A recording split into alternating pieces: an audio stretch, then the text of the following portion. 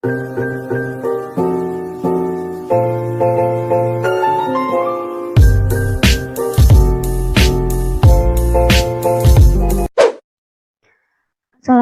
warahmatullahi wabarakatuh. Alhamdulillahirrabbilalamin. Puji syukur kita ucapkan kepada Allah Subhanahu wa Ta'ala, karena berkat hidayah dan karunia-Nya kita dapat berkumpul untuk melaksanakan perkuliahan etnopedagogi. Nah, perkenalkan sebelumnya saya Radita dengan NIM 20031027 dari kelas etnopedagogi sesi 0073 yang diampu oleh Ibu Dr. Fitri Arsy, SSI MPD. Nah, pada kali ini saya akan mempresentasikan rencana pelaksanaan pembelajaran terintegrasi kearifan lokal untuk memenuhi salah satu tugas etnopedagogi.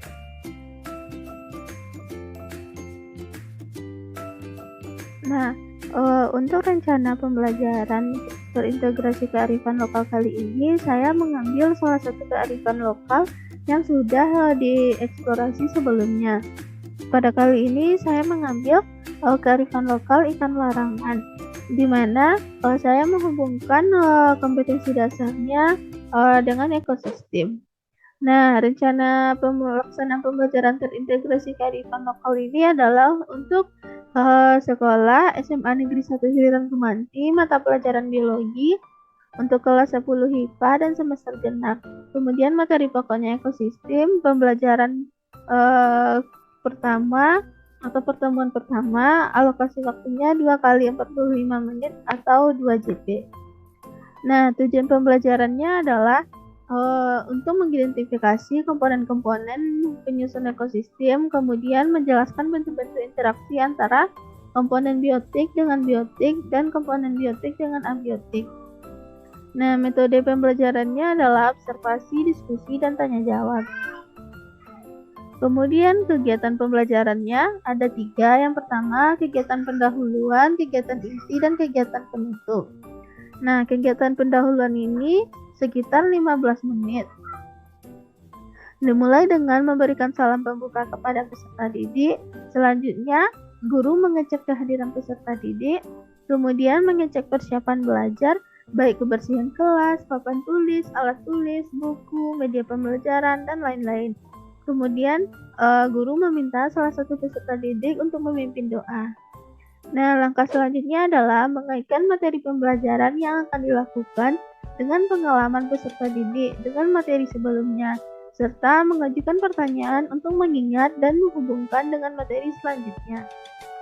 Nah, di sini guru meminta peserta didik memperhatikan lingkungan sekitar kelas, kemudian bertanya, apakah lingkungan kalian hanya terdiri dari makhluk hidup saja? Kemudian guru mengarahkan peserta didik untuk memahami bahwa di lingkungan sekitar tidak hanya terdapat makhluk hidup, tetapi juga terdapat benda mati. Nah, selanjutnya guru menyampaikan motivasi tentang apa yang dapat diperoleh atau tujuan dan manfaat dengan mempelajari materi komponen-komponen ekosistem dan bentuk interaksi antar komponen ekosistem.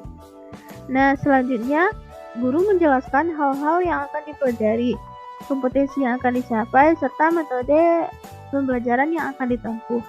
Nah, selanjutnya masuk ke kegiatan inti. Ini alokasi waktunya adalah 60 menit. Nah, dimulai dengan kegiatan literasi, di mana peserta didik diminta untuk melakukan observasi terkait ekosistem dengan mengamati kawasan ikan larangan di daerah setempat.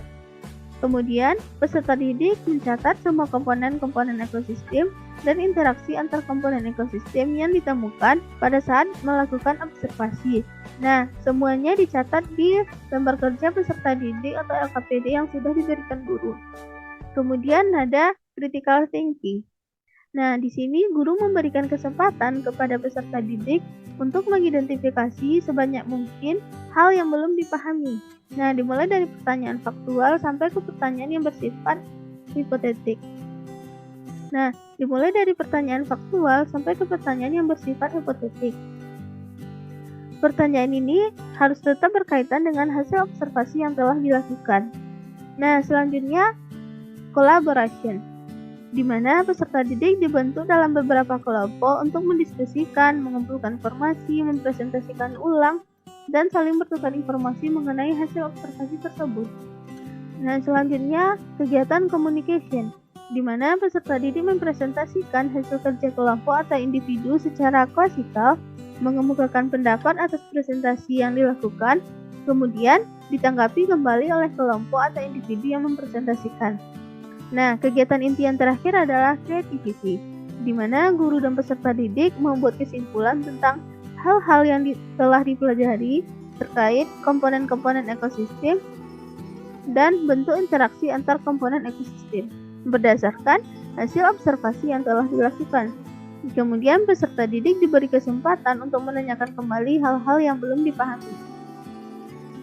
Nah, kegiatan yang ketiga adalah kegiatan penutup, alokasi waktunya juga 15 menit.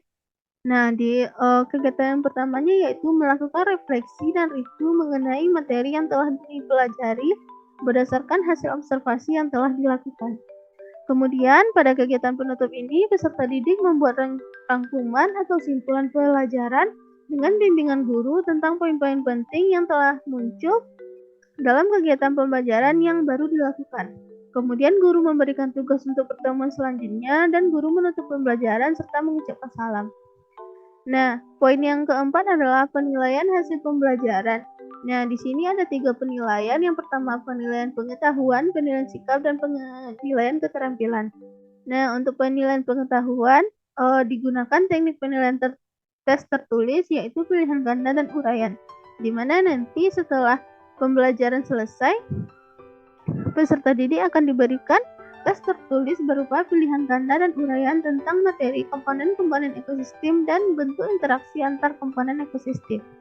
Kemudian ada penilaian sikap. Nah, di sini peserta didik akan diamati oleh guru baik di dalam kelas maupun di luar kelas selama pembelajaran berlangsung.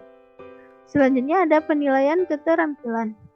Nah, di sini dilakukan penilaian observasi, diskusi, dan LKPD terhadap peserta didik yang sudah melakukan observasi, diskusi, dan mengerjakan LKPD yang sudah diberikan.